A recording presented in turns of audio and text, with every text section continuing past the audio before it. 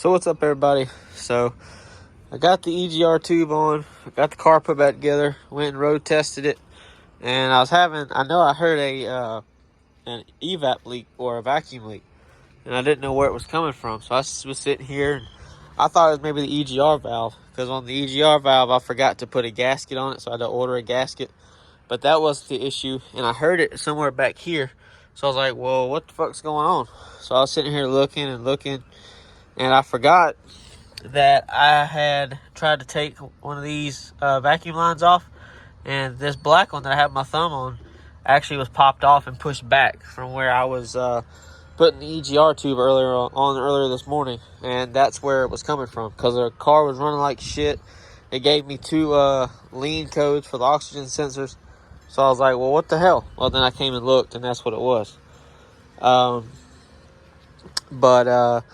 Other than that, we're all good to go. I still have to buy the belt and the pulleys like I said I was going to do. But I was going to show all the part numbers for everything that I've used so far. Like I said before, I haven't changed the oil pan gasket or the pickup tube. That's going to have to be something I do at a later date. Preferably not here. Probably when we move, just because I need the car drivable for right now. Because I don't have another vehicle to drive. So this is my only option. Because I sold the truck, as I said. As you can see, it's not here anymore. It's gone. So, and I need to get a new grill for it. I put a new air filter in it. I did show that, though. I showed it yesterday. And there's a whole big debacle with the EGR tube. So I'll show that part number first.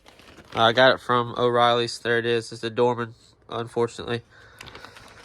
So I ordered it yesterday around 11 a.m. in the morning, just because I knew that if I ordered it, it would be there at a certain time.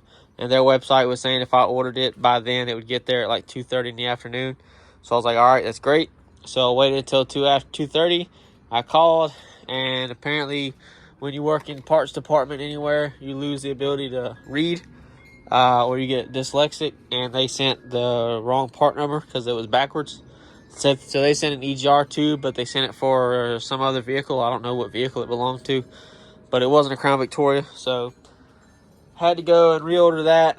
And then they said, all right, call back at 4:30 and it should be here. So I was like, all right. I waited. I worked on my truck over here, which I have to make a video about that because you can see it's dirty. And yeah, anyway, but went and did that, and then called at 4:30, and the part that they had, they didn't actually have. It wasn't in stock. So nobody took the liberty of calling me or telling me any of that shit. I had to find that out on my own, which really pisses me off. This is why I don't like using parts companies like that. I don't like ordering stuff from parts stores, because they never do what they're supposed to do. They don't call. They don't say anything. They don't say, hey, your part's not going to be here. We need to order it. It'll be here tomorrow. So anyway, I called and I was like, all right, well, when the fuck am I supposed to get it? And they're like, well, it'll be here first thing in the morning. I was like, well, what time is first thing in the morning? They said 7:30. I said, all right, well, I'll be there at 7:29. So I had to go drop off my fiance. That's why the Fusion's here and my car's here. And I came back home, and I went and got it, and came back, put it in. It only took me about 30 minutes to put it in. I did make sure to put anti-seize on the threads, just for later use, just in case I want to do stuff to the exhaust or whatever. But I'm going to show the parts, like I said, for everything that I've used. I still got to tighten the damn power steering reservoir. I keep forgetting to do that. This is stuff I haven't put on yet. I bought some new crimp connectors for these, or butt connectors. Because I was going to use the kind that have heat shrink on them, but I don't want those big ass bulky connectors sitting out where you can see them. I want it to look factory like it is. So the ones I ordered were the bullet style connectors. They're little teeny. You still have to crimp them, but they're small, and they'll fit in like this where you can't see them. These are for the injectors. I bought 8 of them because there's 8 injectors. So there's that. Oh, I probably should show the part number. There you go. And then these are the coil pack plugs. I bought these off of Amazon. So there you go for that. And I bought those a while ago.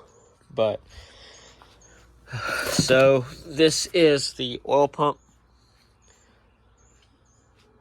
And all of this stuff was ordered from Rock Auto, aside from the coil pack connectors. And this is the timing set. And I kept all these boxes for this reason. So after this, I'm throwing all this shit away. But these are the timing cover gaskets. There shouldn't be anything on this side. So yeah, this is just the timing cover gaskets. So, and then this is the tool you're gonna need to use. I recommend buying 2 of these. I didn't realize that they came in only one. I thought they actually had 2. Yeah, there it is, 64.77. So I need to order another one. And then these are the valve covers, gaskets. I had already bought these way before I even started doing this, just because when I had the oil filter housing, oil filter adapter, whatever it is, when that was leaking, I thought it was the valve covers, but it wasn't the valve covers. But I was gonna have to use them anyway, so it's a good thing I bought them. But yeah, car drives fine. I want to get a different set of wheels for it because I don't really want to ride on these 22s. They're good for what they are, but they're not very comfortable to ride on. And if I'm gonna be driving almost an hour after these next couple months, I'm not gonna want to drive with these all the time.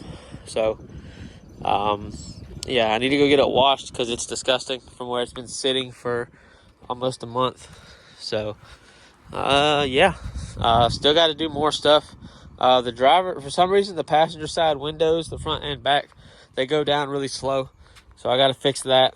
I need to go get it washed, like I just said, because I don't really want to wash it out here. It's just hot as shit, and I'm not really in the mood for doing that. I did the Fusion yesterday. I don't really want to do that today to this. I don't have time. Yeah. So that's really it. And it's been a little while since I've driven this car. So I drove it around after I fixed it, and it was a little sluggish, but I think that was due to the leak that it had. But I am going to still go and drive it around a little bit more just to make sure it's fine for me to drive tonight to work. But I mean, that's it. I reused the coolant temperature sensor just because there's nothing wrong with it. There's a lot of stuff I've used that I didn't have to buy new. I did put that clamp back on like I said I was going to do, and I tried to do this one, so I'm just going to throw that motherfucker away and buy a new one. And like, this is the hose that came off right here. You can see that it's starting to dry rot anyways and crack, so I got to replace that anyway. I don't even know what the hell that is, so I have to figure that out. But yeah, I just got to tighten down this, and I'll start it up so y'all can hear it. And it doesn't make any kind of clattering noise. It doesn't run bad. It runs just fine.